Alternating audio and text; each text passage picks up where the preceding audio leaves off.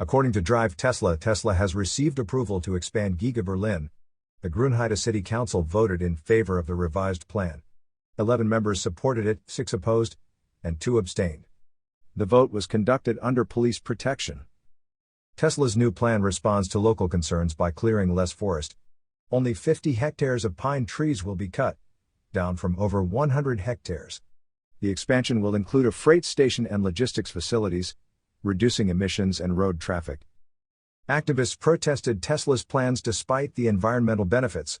In contrast, companies like Volkswagen, BMW, and Mercedes faced no such opposition. The Grünheide residents' vote was non-binding but influenced Tesla's revised plan. Community Council Chairman Pamela Eichmann supported the expansion, highlighting the reduction of 1,900 truck trips per day. Brandenburg Economics Minister Jörg Steinbach praised the decision.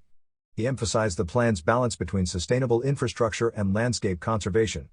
You are listening to UON News.